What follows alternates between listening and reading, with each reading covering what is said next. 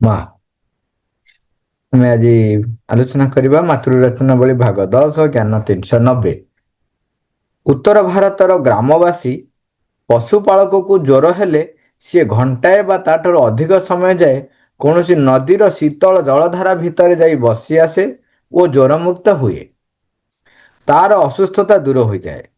ଯଦି କୌଣସି ଶିକ୍ଷିତ ବ୍ୟକ୍ତି ସେ କଥା କରୁଥାନ୍ତା ତେବେ ତାହାର ପ୍ରାଣନାଶ ହୋଇଯାଉଥାନ୍ତା। ସେଇ ଗୋଟିଏ ଉପଚାର ସ୍ୱଭାବତଃ ଜଣଙ୍କର ପ୍ରାଣ ନେଉଛି ଓ ଆଉ ଜଣଙ୍କର ଆରୋଗ୍ୟ କରାଉଛି ବୋଲି ଯେ ସେପରି ହେଉଛି ସେ କଥା ମୋଟେ ନୁହେଁ। ତାହାର କାରଣ ହେଉଛି ଯେ ମନର ପ୍ରରୋଚନା ଦ୍ୱାରା ଆମର ଶରୀର ଗୁଡ଼ିକ ନାନା ଭୁଲ ଅଭ୍ୟାସର ଗୁଳା ଭିତରେ ଆସି ପଡ଼ିଯାଇଛନ୍ତି ଓ ସେଥିରୁ ନିସ୍ତାର ପାଇପାରୁ ନାହାନ୍ତି। ଏଇଟା ଅତ୍ୟନ୍ତ ସ୍ପଷ୍ଟ ଭାବରେ କହୁଛନ୍ତି ଆଉ ଏତେ ସରଳ ଅଛି ଆଉ ଏତେ ଅଧିକ ବୁଝିବା ଦରକାର ପଡ଼ିବନି। ଖାଲି ଆଉ ଥରେ କହିଦଉଛି।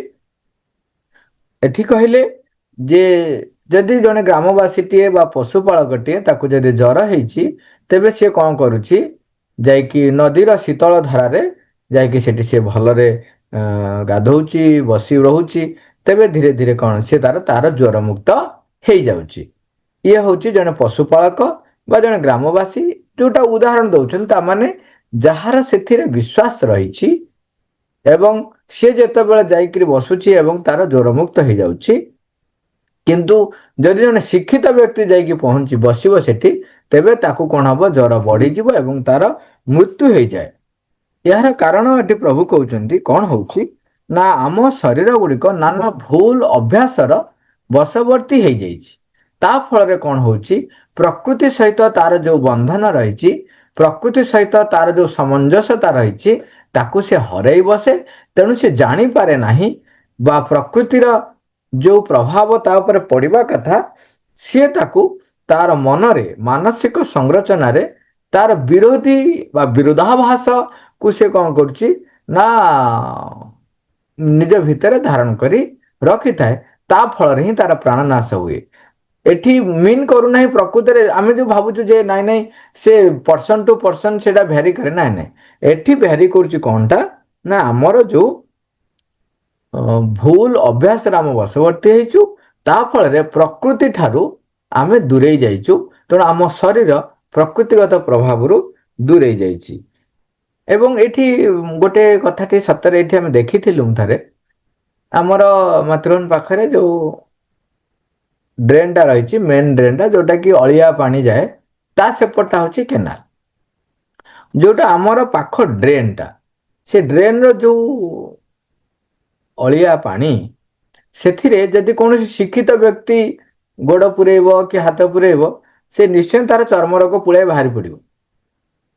କିନ୍ତୁ ସେଦିନ ଗୋଟେ ଅନେକ ବର୍ଷ ତଳେ ମୁଁ ଥରେ ଦେଖିଲି ଗୋଟେ ପିଲାଟେ ସିଏ ଯାଇ ତା ଭିତରେ ପହଁରିଲା ଭଳିଆ ପହଁରୁଛି ପୁରା।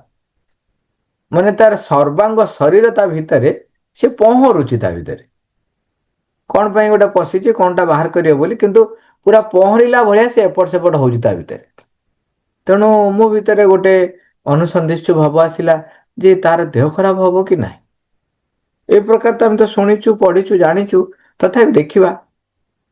ତାକୁ ମୁଁ ଟ୍ରାକ୍ କଲି। ସେପଟରେ ଆଗରୁ ଥିଲା ଏବେ ଆଉ ନାହିଁ।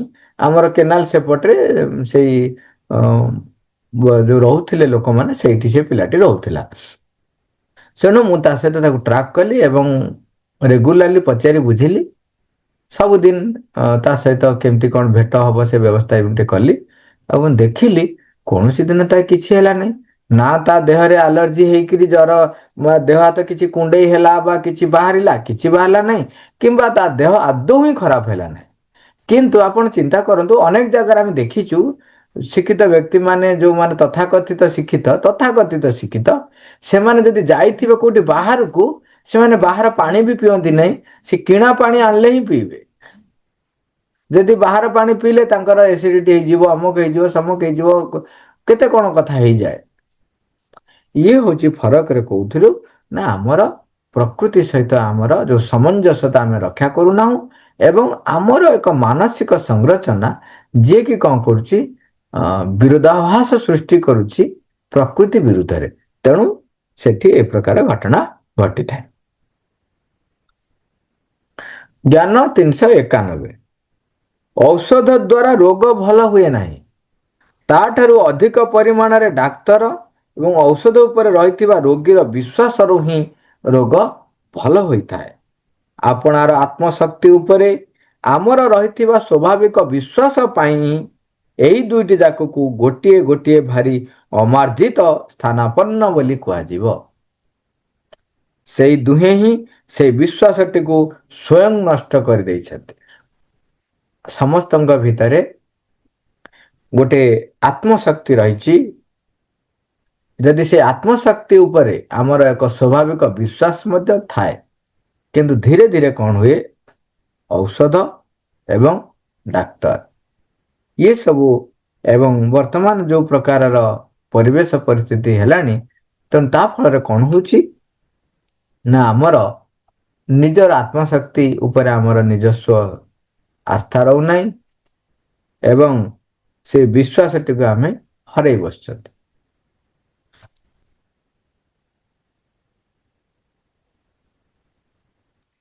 ଏଇଟା ଆମେ ଗତକାଲି କଥା ହେଇଥିଲେ ଯେ କିପରି ବିଶ୍ୱାସ ହିଁ ରୋଗୀକୁ ଭଲ କରେ। ତାର ଡାକ୍ତର ଉପରେ ବିଶ୍ୱାସ ଥାଉ କିମ୍ବା ଔଷଧ ଉପରେ ବିଶ୍ୱାସ ଥାଉ, ସେଇଟା ହିଁ ତାକୁ କ୍ୟୁଅର କରେ। କିଏ? ସେ ବିଶ୍ୱାସ ହିଁ କ୍ୟୁଅର କରେ। ଆମେ ସେଇ ଯେଉଁ ଔଷଧ ବା ଡାକ୍ତର ଉପରେ ବିଶ୍ୱାସ ଧୀରେ ଧୀରେ କ'ଣ କରୁଛି, ଆମର ଯେଉଁ ସ୍ୱାଭାବିକ ବିଶ୍ୱାସକୁ ଧୀରେ ଧୀରେ ଧୀରେ ଧୀରେ କମି କମି ଚାଲୁଛି ଏବଂ ଆତ୍ମଶକ୍ତି ଉପରେ ଆମର ଯେଉଁ ବିଶ୍ୱାସ, ତାହା ରୋଗ ପ୍ରତିରୋଧକ ଶକ୍ତି ସେଉଠୁ ହିଁ ଆସିଥାଏ। ସେଇ ଯେଉଁ ସିକ୍ରେଟଟିକୁ ଆମେ ହରେଇ ବସୁଛୁ। ଦେଖିଥିବେ ଆପଣମାନେ, ବୋଧେ ପରେ ଆହୁରି ଅଛି, ଆମେ ଆଲୋଚନାରେ ଆସିବ, ତଥାପି ଏଠି ଟିକେ ପ୍ରାସଙ୍ଗିକ ପଡୁଛି ତେଣୁ କଥା କହିଦଉଛି। ଯେତେବେଳେ ପଶୁଟିଏ ସିଏ ସ୍ୱାଭାବିକ ଭାବରେ ଜଙ୍ଗଲରେ ପରିଚାଳିତ ହେଉଛି ତାର ନିଜସ୍ୱ ପ୍ରକୃତିରେ, ତାର ଯେତେବେଳେ ଦେହ ଖରାପ ହୁଏ ବା ଅସୁସ୍ଥ ହୁଏ, ଅସୁସ୍ଥ ତ ହୁଅନ୍ତି ନାହିଁ, ଯେତେବେଳେ କିଛି ଅସୁସ୍ଥ ହୁଏ ସେମାନେ ନିଜେ ଯାଇ କୋଉଠି କୋଉଠି ବୁଲି ସେ ଗଛଟି ଖୋଜି ପତ୍ରଟିଏ ଖାଇଦେଇ କି ଚେରଟିଏ ଖାଇଦେଇ ଆସନ୍ତି। ଆପଣ ଦେଖିଥିବେ ଯୋଉ କ'ଣ ଆମର ନେଉଳ, ତାକୁ କିଛି ଶିଖିବାକୁ ପଡେନି, ସେ ଜାଣିଛି ସାପ ସହିତ ମାଡ଼ଗୋଳ ହେଲା, ତେଣୁ ମତେ ଯାଇକିରି ଏଇ ଗଛର ଚେରଟି ଖାଇବାର ଅଛି। କିନ୍ତୁ ସେଇ ପଶୁଟି ଯେତେବେଳେ ଗୃହପାଳିତ ହେଇଯାଉଛି, ଆମେ ଦେଖୁଥିବେ ଗାଈ ମାନଙ୍କ କ୍ଷେତ୍ରରେ ସେମାନେ ଆଉ ଜାଣି ପାରୁନାହାନ୍ତି ବା ତାଙ୍କୁ ଆମେ ଯୋଉ ଔଷଧ ଦେଇକିରି, ଏଇଟା ମୁଁ ଦେଖିଛି ଆଗରୁ ଯୋଉମାନେ ଦେଶୀ ଗାଈ ଥିଲେ ସେମାନେ ତାଙ୍କର ଦେହ ଖରାପ କ'ଣ ହେଲେ ସେ ଘାସ ଭିତରୁ ଖୋଜି ଖାଜିକି ଖାଆନ୍ତି, ଖାଇଦିଅନ୍ତି କୋଉ ଘାସ, ତାପରେ ଧୀରେ ଧୀରେ ଦେହ ଭଲ ହେଇଯାଏ। ବିରାଡ଼ି ମାନଙ୍କ କ୍ଷେତ୍ରରେ ଦେଖିଥିବେ ବାନ୍ତି କରନ୍ତି, ସେ ସବୁ ଦେଖିଥିବେ। କିନ୍ତୁ ଜର୍ସି ଗାଈ ଯେତେବେଳେ ଆସିଲା ପ୍ରଥମେ ପ୍ରଥମେ ସେତେବେଳେ ଆସି ପହଞ୍ଚିଲା, ଦେଖିଲି ସିଏ ଆଦୌ ଘାସ ବାରି ପାରୁନି ଯେ କୋଉ ଘାସ ଖାଇବି କୋଉ ଘାସ ଖାଇବି ନାହିଁ, କିଛି ବାରିପାରୁନି। ଯାହା ପଡିଲା ତାକୁ ଖାଇଲା। ତାକୁ ଔଷଧ କାହିଁକି ନା ତାକୁ ଔଷଧ ଦେଇକିରି ଏମିତି ଅଭ୍ୟସ୍ତ କରିଦିଆ ହେଇଛି, ତା ଭିତରେ ଥିବା ସେଇ ସ୍ୱାଭାବିକ ଆତ୍ମବିଶ୍ୱାସ ସେ ହରେଇ ବସିଛି। ତେଣୁ ସେ ଚିହ୍ନି ଜାଣିପାରୁନି ଯେ କୋଉଟା ଖାଇବ କୋଉଟା ଖାଇବ। ଜ୍ଞାନ 392। ଯେଉଁ ସବୁ ଯୁଗରେ ସବୁଠାରୁ କମ ସଂଖ୍ୟାର ବାହ୍ୟ ଆରୋଗ୍ୟ ଉପଚାର ମାନ ରହିଥିଲା, ସେଇଗୁଡ଼ିକୁ ହିଁ ମନୁଷ୍ୟ ଜାତିର ଇତିହାସରେ ସବୁଠାରୁ ଅଧିକ ସୁସ୍ଥ ଯୁଗ ବୋଲି କୁହାଯିବ। ଯୋଉ ଯୁଗରେ ସବୁଠାରୁ କମ ସଂଖ୍ୟାର ବାହ୍ୟ ଆରୋଗ୍ୟ ଉପଚାର ମାନ ରହିଥିଲା। ଦେଖନ୍ତୁ, ଆମକୁ ରୋଗ ହବ ଆଉ ଆମେ ଉପଚାରରେ ହବା, ତାଠାରୁ ବହୁତ ସୁନ୍ଦର, ବହୁତ ସୁସ୍ଥ ବାତାବରଣ ନୁହେଁ କି ଯେଉଁଥିରେ ଆମକୁ ରୋଗ ହିଁ ହବ ନାହିଁ। ସେଇଥିପାଇଁ କହୁଛନ୍ତି ଯୋଉ ଯୁଗରେ ବାହ୍ୟ ଉପଚାର ବହୁତ କମ ଥିଲା, ସେଇ ଯୁଗଟି ଏକ ଗୌରବମୟ ଅଧିକ ସୁସ୍ଥ ଯୁଗ ବୋଲି କୁହାଯିବ। ପ୍ରାସଙ୍ଗିକ ନୁହଁ, ମାନେ ରୋଗ ସ୍ୱାସ୍ଥ୍ୟ ବିଷୟ କଥା, କିନ୍ତୁ ଟିକେ ଆଉଟସାଇଡ ବକ୍ସ ଯାଇକିରି ଆମେ ଆମ ଦୈନନ୍ଦିନ ଜୀବନର ଘଟଣାଟିକୁ ଦେଖିବା। ଥରେ ଗୋଟିଏ ଜାଗାରେ ଜଣେ କହୁଥାନ୍ତି ଆମେ ଯେତେବେଳେ ଖାଦ୍ୟ ଗ୍ରହଣ କରୁଛନ୍ତି ଆଶ୍ରମ ମାନଙ୍କରେ ଦେଖିଥିବେ ଗୋଟିଏ ବି ତଳେ ଯେମିତି ଟେବୁଲ ଉପରେ ନ ପଡିବ ସେଥିପାଇଁ ସମସ୍ତେ ସେଠି ଟିକେ ସତର୍କ କରାନ୍ତି। ଆଉ ଗୋଟେ ଜାଗାରେ ଜଣେ କହୁଛନ୍ତି ଏଇଟା କଣ ଆଶ୍ରମ ନା କଣ, ପଡିଲା ପଡିଲେ କଣ ହେଲା, ସେଠୁ ଉଠା ହବନି କି, କହୁଥାନ୍ତି ଏଇ କଥାଟା। ଆମେ ଆମେ ଟିକେ ଉପର ଲେବୁଲ ଯାଇ ଚିନ୍ତା କରିବା ଏଇ କଥା ସହିତ ସେ କଥା ଟିକେ ମୁଁ କାହିଁକି କହିଲି, ଆମେ ତଳେ ପକେଇବା କାହିଁକି, ପୁଣି ଉଠେଇବା ପରିଷ୍କାର କରିବା କାହିଁକି। ମୁଁ ଏମିତି ଅଭ୍ୟସ୍ତ ହେବି, ମୋର ଏକ ସ୍ୱାଭାବିକ ପ୍ରବୃତ୍ତି ଏମିତି ହବ ଯେ ମୋ ଯୋଉ ଖାଦ୍ୟ ଥାଳିରୁ କୌଣସି ଖାଦ୍ୟ ଯେପରି ବାହାରେ ନ ପଡିବ, ସେଇ ଅବସ୍ଥାଟା ଅଧିକ ଉତ୍ତମ ଅବସ୍ଥା ନା ପଡିଲା ପରେ ବହୁତ ସୁନ୍ଦର ଭାବରେ ପୋଛି ନେଇଗଲି ସେଇଟା ଉତ୍ତମ ଅବସ୍ଥା। ହୁଁ। ଜ୍ଞାନ 393। ପୃଥିବୀ ପୃଷ୍ଠରେ ସବୁଠାରୁ ଅଧିକ ବଳବାନ ଓ ସ୍ୱାସ୍ଥ୍ୟବାନ ଜାତି ରୂପେ ଆଫ୍ରିକାର ଆଦିମ ଅଧିବାସୀ ମାନେ ହିଁ ଥିଲେ। ମାତ୍ର ସେମାନଙ୍କର ଭୌତିକ ଚେତନାକୁ ସଭ୍ୟ ମନୁଷ୍ୟର ଯାବତୀୟ ମାନସିକ ବିକୃତି ଦ୍ୱାରା ସଂକ୍ରମିତ କରି ଦିଆଯିବା ପରେ ସେମାନେ ଆଉ କେତେ କାଳ ଏହିପରି ସୁସ୍ଥ ଓ ସବଳ ହୋଇ ରହିପାରିବେ। ପୃଥିବୀ ପୃଷ୍ଠରେ ସବୁଠାରୁ ଅଧିକ ବଳବାନ ଓ ସ୍ୱାସ୍ଥ୍ୟବାନ ଜାତି ରୂପେ ଆଫ୍ରିକାର ଆଦିମ ଅଧିବାସୀ ମାନେ ହିଁ ଥିଲେ। ଯେହେତୁ ସେମାନେ ଜଙ୍ଗଲରେ ରହୁଥିଲେ, ପ୍ରକୃତି ଉପରେ ନିର୍ଭର କରୁଥିଲେ, ତାଙ୍କର ସ୍ୱାଭାବିକ ପ୍ରବୃତ୍ତି ଥିଲା ପ୍ରକୃତି ସହିତ ସାମଞ୍ଜସ୍ୟ ରକ୍ଷା କରି ବଞ୍ଚିବା, ତେଣୁ ତାଙ୍କ ଭିତରେ ଆତ୍ମଶକ୍ତି ପ୍ରତି ଯୋଉ ବିଶ୍ୱାସ ସେଟା ଦୃଢ ହେଇକି ଥିଲା। ତେଣୁ ବର୍ତ୍ତମାନ ଯେତେବେଳେ ସଭ୍ୟ ସମାଜ ସେମାନଙ୍କ ଭିତରେ ଯାଇ ଇଞ୍ଜେକ୍ଟ କରିଦେଲେ, ତମେ ଏଇ ପାଣି ପିଉଛ ତମକୁ ରୋଗ ହବ, ଏଇ ପାଣି ପିଉଛ ମରିବ, ଏଇଟା କରୁଛ ଏହା ହବ, ଯୋଉ ଲୋକ ବର୍ଷ ବର୍ଷ ଧରି ଯୁଗ ଯୁଗ ଧରି ସେଇ ଝରଣା ପାଣି ପିଇ ଆସୁଥିଲେ, ତାଙ୍କ ଦେହ ଆଦୌ କିଛି ହଉନଥିଲା। ଏବେ ତାଙ୍କ ଭିତରେ ଯୋଉଭଳି ଭାବରେ ଡର ଭର୍ତ୍ତି କରି ଦିଆଗଲାଣି, ତା ଫଳରେ ସିଏ ଠିକ ବିପରୀତ ଅବସ୍ଥା ଭୋଗ କରୁଛନ୍ତି। ଏଠି ପ୍ରଭୁ ସେଥିପାଇଁ କହୁଛନ୍ତି ସେମାନେ ଯଦି ଏଇଭଳିଆ ଯଦି ସଂକ୍ରମିତ କରି ଚାଲିଥିବ, ତେବେ ସେମାନେ ଆଉ କେତେ ଦିନ ଧରି ସୁସ୍ଥ ରହିପାରିବେ, ସୁସ୍ଥ ସବଳ ରହିପାରିବେ। ମା ଏଇ 390, 91, 92, 93 ତାର ସାରାଂଶରେ କହୁଛନ୍ତି ସବୁବେଳେ ଯେମିତି ଏଠାରେ ମଧ୍ୟ ଶ୍ରୀ ଅରବିନ୍ଦଙ୍କ ବାଣୀ ଅମୋଘ ଭାବରେ ସତ୍ୟ। କାରଣ ମନୁଷ୍ୟ ଜାତି ତାର ମାନସିକ ବିକୃତି ଗୁଡ଼ିକରୁ ଆରୋଗ୍ୟ ଲାଭ କରିପାରିଲେ ଯାଇ ତାହା ଅତିମାନସ ଚେତନାକୁ ବ୍ୟକ୍ତ କରି ଆଣିପାରିବ ଏବଂ ମନର ପ୍ରାଦୁର୍ଭାବ ହେତୁ ହରାଇ ଦେଇଥିବା ସ୍ୱାଭାବିକ ସ୍ୱାସ୍ଥ୍ୟକୁ ପୁନର୍ବାର ଫେରି ପାଇବ। 14 ମାର୍ଚ୍ଚ 1970ରେ ଏଟା ଲେଖୁଛନ୍ତି। ମନର ପ୍ରାଦୁର୍ଭାବ ହେତୁ ହରାଇ ଦେଇଥିବା ସ୍ୱାଭାବିକ ସ୍ୱାସ୍ଥ୍ୟକୁ ପୁନର୍ବାର ସେ ଫେରି ପାଇବ କେତେବେଳେ, ନା ଯଦି ସେ ମାନସିକ ବିକୃତି ଗୁଡ଼ିକରୁ ଆରୋଗ୍ୟ ଲାଭ କରିପାରିଲା। ଆମର ମାନସିକ ବିକୃତି ମାନେ ଆମେ ଯୋଉଟାକୁ ବସି ଭାବୁନୁ ବହୁତ ଜ୍ଞାନୀ ବୋଲି, ପ୍ରକୃତରେ ସେଇଗୁଡାକ ହିଁ ଆମକୁ ବିକୃତି ତିଆରି କରୁଛି। ବହୁତ ବହୁତ କଥା ରହିଛି। ଜ୍ଞାନ 394। ଯାବତୀୟ ରୋଗର ଆରୋଗ୍ୟ ଏବଂ ପ୍ରତିକାର ବିଧାନ ପାଇଁ ଆମର ନିଜ ଭିତରେ ରହିଥିବା ଦିବ୍ୟ ସୁସ୍ଥାବସ୍ଥାଟିକୁ କାର୍ଯ୍ୟରେ ଲଗାଇ ପାରିବା ଉଚିତ। ମାତ୍ର ତା ପରିବର୍ତ୍ତରେ ଗାଲେନ, ହିପୋକ୍ରାଟିସ୍ ଏବଂ ସେମାନଙ୍କର ସ୍ୱଜ୍ଞାତି ମାନେ ଆମର ଶରୀର ସ୍ତରୀୟ ଦିବ୍ୟ ସମାଚାର ରୂପେ ନାନା ଔଷଧର ଏକ ଅସ୍ତ୍ରାଗାର ଏବଂ ଲାଟିନ ଭାଷାର ଏକ ବର୍ବର ଛଳଶାସ୍ତ୍ର ପ୍ରଦାନ କରିଛନ୍ତି। ଆମର ଫାଦର ଅଫ ମେଡିସିନ ବୋଲି ହିପୋକ୍ରେଟିସକୁ କୁହାଯାଏ। ତେଣୁ ପ୍ରଭୁ ସେମାନଙ୍କର ନାମ ଉଲ୍ଲେଖ କରି କହୁଛନ୍ତି ଆମ ଭିତରେ ରହିଥିବା ରୋଗ ଆରୋଗ୍ୟ ପ୍ରତିକାର ବିଧାନ ପାଇଁ ଯୋଉ ଦିବ୍ୟ ସୁସ୍ଥାବସ୍ଥା ରହିଛି, ଦିବ୍ୟ ପ୍ରକ୍ରିୟା ରହିଛି, ତା ଉପରେ ଆମର ନିର୍ଭରତା ଏବଂ ବିଶ୍ୱାସକୁ କମେଇ ଦେଇଛନ୍ତି ଏଇମାନଙ୍କର ଯୋଉ ଔଷଧ, ଏବଂ ତା ଉପରେ ବହୁ ସୁନ୍ଦର ଭାବରେ ବର୍ଣ୍ଣନା କରି ଯୋଉ ଶାସ୍ତ୍ର ରଚନା କରାଯାଇଛି, ଯେ ସେ ଔଷଧ କେତେ ସୁନ୍ଦର କାମ କରେ ଏବଂ ସେ ଔଷଧ ଯୋଗୁ ଏମିତି ଏମିତି ହବ। ସେଥିପାଇଁ ତାକୁ ପ୍ରଭୁ ଲେଖୁଛନ୍ତି ବର୍ବର ଛଳ ଶାସ୍ତ୍ର। ଆମର ଯୋଉ ଆୟୁର୍ବେଦିକ ସିଷ୍ଟମ ବି ଥିଲା ଏବଂ ତା ସହିତ ଆମର ଯୋଉ ଦେଶୀୟ ଚିକିତ୍ସା ପଦ୍ଧତି ଆୟୁର୍ବେଦୀୟ ପଦ୍ଧତି ସହିତ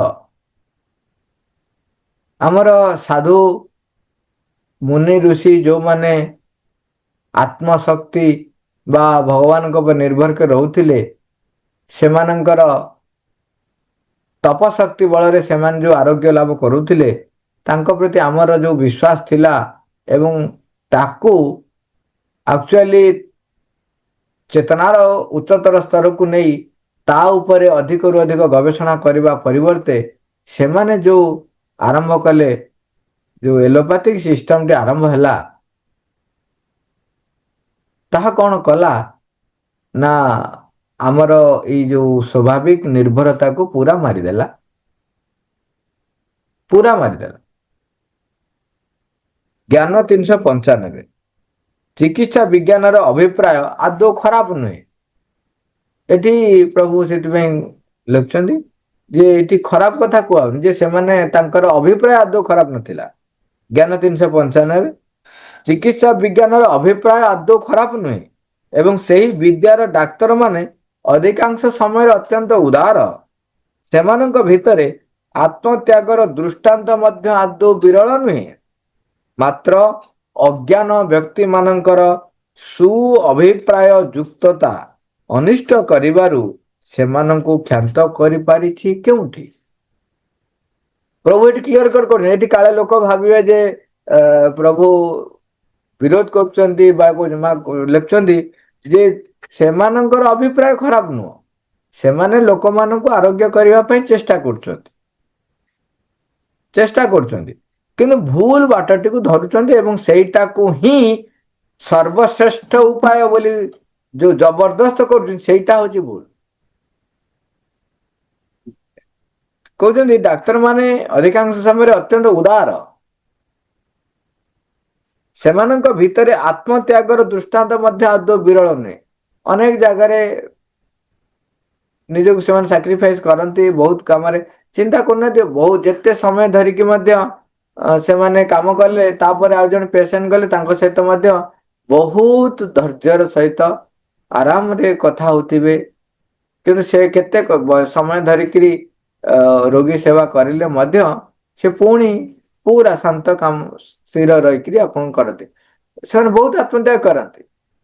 କିନ୍ତୁ ଲେଖୁଛନ୍ତି ତାଙ୍କର ଯୋଉ ଏଇ ଯୋଉ ନିର୍ଭରତା ଟା କାହା ଉପରେ ଔଷଧ ଉପରେ ସେଥିରୁ ତାକୁ ମୁକ୍ତ କିଏ କରିବ? କିନ୍ତୁ ଏବେ ବହୁତ ଗୁଡେ କ୍ରାନ୍ତିକାରୀ ପଦକ୍ଷେପ ଆରମ୍ଭ ହେଇଗଲାଣି ଡାକ୍ତର ମାନେ ବିଶ୍ଵାସ କଲେଣି ଏବଂ ଅନେକ ଡାକ୍ତର ଆମେ ଦେଖିଛୁ ଆମର ଯିଏ ଭାଇ ଆସନ୍ତି କୁଲୁ ଭାଇଙ୍କୁ ଦେଖିଛୁ ସିଏ ମାଙ୍କୁ ଚାହିଁବେ ମାଙ୍କୁ ପ୍ରାର୍ଥନା କରିବେ ତାପରେ ଯାଇକି ଔଷଧ ଲେଖିବେ ଏବଂ ତାଙ୍କ କଥା ସବୁଦିନ ଆସନ୍ତି ସେ ପେସେଣ୍ଟ ମାନଙ୍କର କଥା ଗୁଡିକ ଆସିକି ମାଙ୍କ ପାଖରେ ଅଫର କରି ଯାଆନ୍ତି।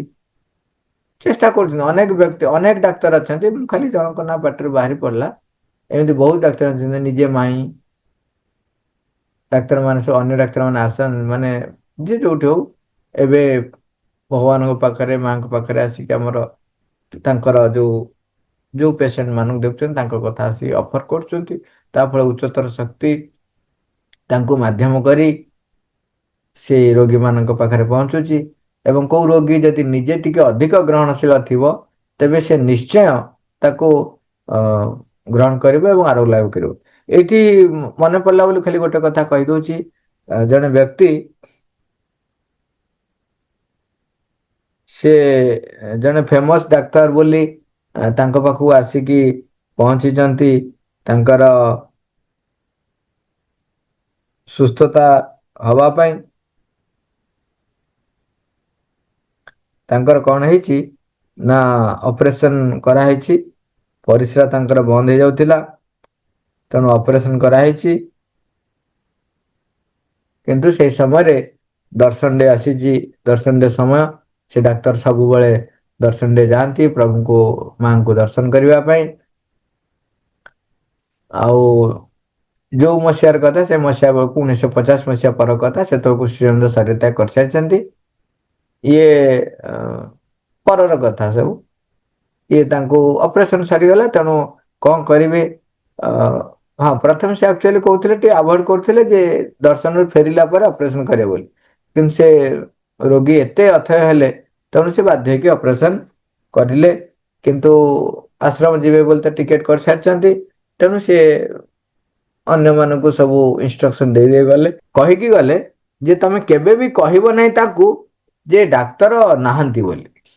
କାହିଁକି ନା ସେ ବ୍ୟକ୍ତି ଡାକ୍ତରଙ୍କର ମାନେ ଉପରେ ବିଶ୍ୱାସ କରି ବହୁତ ଦୂରରୁ ଆସିଛି, ଆଉଟ୍ ଅଫ୍ ଷ୍ଟେଟ ଆସି ପହଞ୍ଚିଛି, ତେଣୁ ତମେ କେବେ ବି କହିବ ନାହିଁ ଯେ ଡାକ୍ତର ନାହାନ୍ତି ବୋଲି।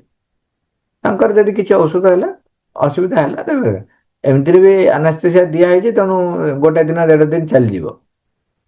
ତାପରେ ଯଦି କିଛି ହେଲା, ତାହେଲେ ତମେ ଚେଷ୍ଟା କରିବ, କଣ କଣ କରିବ ସବୁ କହିଦେଇ ଯାଇଛ। ଇଏ ଯାଇଛନ୍ତି, ଦେଖିଲା ବେଳକୁ ତାଙ୍କର ଟିକେ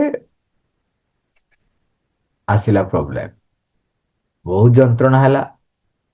ସେ ସବୁ ଯାହା ଚେଷ୍ଟା କରିବା କଥା ଏମାନେ ସମସ୍ତେ ଚେଷ୍ଟା କଲେ, କିନ୍ତୁ ହେଲା ନାହିଁ କିଛି ଆଉ। ସିଏ କହୁ ମାନେ ଏତେ ଥର ବାରମ୍ବାର ସିଏ କହୁଛନ୍ତି ଡାକ୍ତରଙ୍କୁ ଡାକ, ଡାକ୍ତରଙ୍କୁ ଡାକ, ଡାକ୍ତରଙ୍କୁ ଡାକ। ଅନ୍ୟ ଡାକ୍ତର ଆସୁଛନ୍ତି, କହୁଛନ୍ତି ନା ନା ସେ ଡାକ୍ତର କୁଆଡେ ଗଲେ? କାରଣ ତାଙ୍କ ଉପରେ ତାର ଭାରି ବିଶ୍ୱାସ ଥିଲା। ଯେତେ କହିଲେ ଏମାନେ କେହି ଡାକୁନାହାନ୍ତି, କାହିଁକି ନା ଡାକ୍ତର ନାହାନ୍ତି, ଡାକିବେ କଣ? ଶେଷକୁ ଜଣେ କିଏ ଗୋଟେ ପାଟିରେ କହିଦେଲେ, ପାଟିରେ ବାହାରି ପଡିଲା ଆଉ। କହିଲେ ଆଜ୍ଞା ଡାକ୍ତର ତ ନାହାନ୍ତି, ଡାକିବୁ କଣ? ଗଲା, ଇଏ ପୁରା ହତାଶ ହେଇଗଲେ ଆଉ। ଦେଖନ୍ତୁ, ତାଙ୍କର ବିଶ୍ୱାସ ଥିଲା ଡାକ୍ତରଙ୍କ ଉପରେ, ଡାକ୍ତର ନିଜେ ଅପରେସନ କରିଦେଇ କୁଆଡେ ପଳେଇଲେ। ପୁରା ବ୍ୟସ୍ତ ବିବ୍ରତ ହେଇ ମାନେ ଗାଳି ଫାଳି ଦେଇ, କିଭଳିଆ ଡାକ୍ତର, ମୁଁ ଏତେ ବିଶ୍ୱାସ କରି ଆସିଥିଲି, ମତେ ଅପରେସନ କରିସାରି ପଳେଇଲେ, ଛାଡି ଦେଇ ପଳେଇଲେ। ମୁଁ ମଲି ବଞ୍ଚିଲି, କଣ ହବ କଣ ନାହିଁ କିଛି ଗୋଟେ ଦାୟିତ୍ୱ ନାହିଁ। ପୁରା ରାଗିକି ଯାହା ଗାଳିଦବା କଥା ଗାଳି ଦେଇକିରି, ବ୍ୟସ୍ତ ହେଇକିରି, ମାନେ ବିରକ୍ତ ହେଇଗଲେ ନା, ନିଦ ହେଇଗଲା, ଶୋଇପଡେ। ତା ପରଦିନ ଯେତେବେଳେ ସେବିକା ମାନେ ଆସିଲେ, ଯାହା କଲେ, ଆଉ ଇଏ କାହା ପାଖରେ ଆଉ କିଛି ଅଭିଯୋଗ କଲା ନାହିଁ। ପଦେ ଅଧେ ବି ଅଭିଯୋଗ କଲା ନାହିଁ। ନର୍ମାଲ ବିହେଭିୟର, ନର୍ମାଲ କଥାବାର୍ତ୍ତା ବେଶୀ ହଉନଥାଏ, କିନ୍ତୁ ନର୍ମାଲ। ଅଭିଯୋଗ କରୁନାହିଁ କିମ୍ବା ପେନ୍ ହଉଛି ବୋଲି କହୁନାହିଁ। ତାକୁ ଯେତେବେଳେ ପେନ୍ ପାଇଁ ଔଷଧ ଇଞ୍ଜେକ୍ସନ ଦେବା ପାଇଁ କି ଯେତେବେଳେ ବାହାରିଲେ, ନାଇଁ ନାଇଁ ମୋର କିଛି ପେନ୍ ନାହିଁ। ଏସବୁ ଆଶ୍ଚର୍ଯ୍ୟ, କଣ କରିବେ? ମାନେ ସତରେ ପେନ୍ ହଉଛି କହୁନାହାନ୍ତି, ନା ପେନ୍ ହଉନାହିଁ ଜାଣି ପାରୁନାହାନ୍ତି। କିନ୍ତୁ ତାଙ୍କ ମୁହଁରେ ବି କୌଣସି ଚିହ୍ନ ବର୍ଣ୍ଣ ଜଣା ପଡୁନାହିଁ, ଲକ୍ଷଣ ମାନେ ଏମିତି ଭାବ ଭଙ୍ଗୀରେ ଯେ ତାଙ୍କୁ ପେନ୍ ହଉଛି ବୋଲି। ତାପରେ ଡାକ୍ତର ତ ଆସି ପହଞ୍ଚିଲେ, କି ଦିନେ ଦି ଦିନ ପରେ ଏ ସବୁ କଥା ଡାକ୍ତରଙ୍କୁ କହିଲେ। ଡାକ୍ତର ସେଠୁ ବ୍ୟସ୍ତ ହେଇକି ଯାଇ ପହଞ୍ଚିଗଲେ। ତାପରେ ତ ଭାଇ ରାଗ, କି ଭଳିଆ ଡାକ୍ତର କଣ ଇତ୍ୟାଦି ଇତ୍ୟାଦି, ତମକୁ କେତେ ବିଶ୍ୱାସ କରି ଆସିଥିଲି, ଆଉ ତମେ ଛାଡି ଦେଇ ପଳେଇଲ। ଯାହା ହଉ, କିନ୍ତୁ ଭଗବାନଙ୍କ କୃପା, ସିଏ ଆପଣଙ୍କର ସେ ମେଲ ନର୍ସ ଆସିକିରି ମତେ ଟିକେ ମୋ ବୁଢା ଆଙ୍ଗୁଠି ଧରି, ମାନେ ଦି ଗୋଡ ବୁଢା ଆଙ୍ଗୁଠି ଧରି ଟାଣିଦେଲେ। ମୋର ସବୁ ପରିସ୍ରା ଯୋଉ ଠୁଳ ହେଇକି ରହିଥିଲା ବାହାରିଗଲା। ଆଉ ବହୁତ ଉଶେସ ହେଲା, ତାପରେ ଆଉ ଟିକେ ବି ପେନ୍ ନାହିଁ। କିଛି ବି ପେନ୍ ଯନ୍ତ୍ରଣା ଆସୁନି। ଆଉ ସେଇ ସେବିକ, ମାନେ ସେ ସେବକ ଜଣ କାହିଁ ଆସୁନାହାନ୍ତି। ଥରେ ଆସିଥିଲେ। ଇଏ ସେଠୁ କହିଲେ, କୋଉ ସେବକ? ମାନେ ମେଲ ନର୍ସ କିଏ ଆସିଥିଲା? ବୋଧେ ଭାବିଲେ କିଏ ଡାକ୍ତର ଫାକ୍ତର। କହିଲେ ଡାକ୍ତର? କହିଲେ ନା, କେହି ନୁହେଁ। ଯେତେ ଜଣ ସେଠୁ ଆଙ୍କ ଇଏ ସେ ପଚାରିଲେ, କୋଉ କିଏ ସେ ଆସିଥିଲା, କିଏ ଆସିଥିଲା? ଖବର ନେଇ ଯେତେ ଯାହା କଲେ, ପଚାରିଲେ, କେହି ନୁହନ୍ତି ଏମାନେ। ସେ ଗାଳି ଫାଳି ତ ଖାଇଛନ୍ତି। ସେଠୁ ଆଶ୍ଚର୍ଯ୍ୟ ହଉଛନ୍ତି, କିଏ ଜଣେ ଆସିଲା, ଇଏ ଜାଣିପାରିଲେ। କହିଲେ ସେ କୋଉ ଭଳିଆ ଦେଖିବାକୁ କହିଲେ? ସେଠୁ ଇଏ ଶ୍ରୀ ଅରବିନ୍ଦଙ୍କର ବର୍ଣ୍ଣନାଟି କରୁଛନ୍ତି। କହୁଛନ୍ତି ସେ ଧୋତି ପିନ୍ଧିଥିଲେ, ଆଉ ଗୋଟେ ଧୋତି ଏମିତି ବେକରେ ପଡିଥିଲା ତାଙ୍କର କାନ୍ଧରେ, ଏମିତି ଏମିତି ଓଲଟି ପଡିଥିଲା। ଆଉ ଦାଢି, ପାଚିଲା ଦାଢି, ଆଉ ହାଇଟ ଏଇ 5 ଫୁଟ 5.5 ଫୁଟ ହବ ଆଉ। ଇଏ ମାନେ ଇଏ ଭାବି, ସେ କହି ଚାଲିଛନ୍ତି, ବର୍ଣ୍ଣନା କରି ଚାଲିଛନ୍ତି, ଇଏ ଭାବି ଚାଲିଛନ୍ତି ତା ଶ୍ରୀ ଅରବିନ୍ଦ ନିଜେ ଆସିଥିଲେ। ଭାବିକି ସେ କଣ କଲେ, ସାଙ୍ଗେ ସାଙ୍ଗେ ମା ଶ୍ରୀ ଅରବିନ୍ଦଙ୍କ ଫଟୋଟାକୁ ଦେଖିଦେଲେ, କହିଲେ ଦେଖିଲ, ଏଇ ଆଙ୍କ ଭିତରୁ ଜଣେ କି? ହଁ ହଁ ହଁ, ସେଇ ତ ଆଉ। ସେ ଶ୍ରୀ ଅରବିନ୍ଦଙ୍କୁ ଛବି ଦେଖେଇ କହିଲେ ଆଉ। ସେଠି ସମସ୍ତେ ପୁରା ଆବା କାବା। କହିଲେ ତମେ ଆଉ ଥରେ କହିଲ କଣ ଘଟିଲା? ନା କଣ ହେଲା କି? ନାଇଁ କୁହନ୍ତୁ ଆପଣ କଣ ଘଟିଲା? ନା ଆଜ୍ଞା ଆଉ ଆପଣଙ୍କ ଉପରେ ମୁଁ ରାଗିକି ପୁରା ଇଏ କରି ଚିତ୍କାର କରିକିରି ସମସ୍ତଙ୍କୁ ବିଦା କରିଦେଲା। କହିଲା ତମେ ସବୁ ଯାଅ ଏଠୁ। ନର୍ସ ଫର୍ସ କାହାକୁ ରଖେଇଦେଲାନି। ବିଦା କରିଦେଲା। ବିଦା କରିଦେଇକିରି ବିରକ୍ତ ହେଇକିରି କହିଲେ ମୁଁ ପୁରା ରାଗି ବାଞ୍ଚିକିରି ଯେତେବେଳେ ଶୋଇଛି ହଠାତ୍ ଦେଖିଲି ଆଉ ଜଣେ ଆସି ମୋ ପାଖରେ ଠିଆ ହେଇଛନ୍ତି। ମୁଁ ଏମିତି ବୁଲିକି ଚାହିଁଲା ବେଳକୁ ସେ ମୋ ଗୋଡ ଦିଟାକୁ ଧରିଛନ୍ତି। ପାଦ ପାଖଟାକୁ। କହିଲେ କଣ ହେଇଛି? ନା ଏଇ ତାପରେ ମୁଁ ତାଙ୍କ ଆଗରେ ବହୁତ ଗାଳି ଦେଲି ଆପଣଙ୍କୁ। ତାପରେ ସେ କହିଲେ ଏଇ ଗୋଟେ କଥା। କହିକି କଣ କହିଲେ ଦିଟା ବୁଢା ଆଙ୍ଗୁଠି ଧରି ଏମିତି ଟାଣିଦେଲେ। କହିଲେ ଏତିକି ଖାଲି କରିଛନ୍ତି। ଆଉ ମୋର ଯୋଉ ପରିସ୍ରା ଅଟକି ରହିଥିଲା ସବୁ ପରିସ୍ରା ବାହାରିଗଲା। ଆଉ ଆଉ ମୋର ଯୋଉ ପେନ୍ ଫେନ୍ କିଛି ହେଲା ନାହିଁ। ଆଉ ତା ପରଠାରୁ ମତେ ଟିକେ ବି ମୋ ଶରୀରରେ କୌଣସି ଜାଗାରେ ଯନ୍ତ୍ରଣା ଆସିନାହିଁ। ଇଏ ତ କହିସାରିଲା ପରେ କହିଲେ ଦେଖ ତମେ ଯାହାଙ୍କ କଥା କହୁଛ ଇଏ ହଉଛନ୍ତି ତାଙ୍କ ନାଁ ହଉଛନ୍ତି ଶ୍ରୀ ଅରବିନ୍ଦ। ଏବଂ ମୁଁ ତାଙ୍କରି ଦର୍ଶନକୁ ପ୍ରତ୍ୟେକ ବର୍ଷ ଯାଉଥିଲି। ପଞ୍ଚେରି ତେଣୁ ଏ ବର୍ଷ ବି ଟିକେଟ ହେଇଥିଲା ମୁଁ ଯାଇ ଗଲି। ସିଏ ଆଉ ଶରୀରରେ ନାହାନ୍ତି। 1950 ମସିହାରୁ ଶରୀର ସେ ତ୍ୟାଗ କରିସାରିଲେଣି।